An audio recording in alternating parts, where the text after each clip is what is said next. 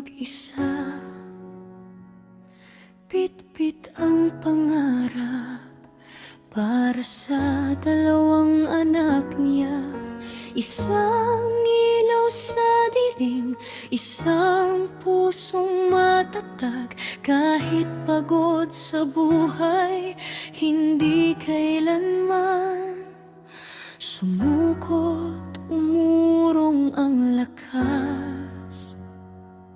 Single mom na lumaban sa bawat unos, ngiti sa labi.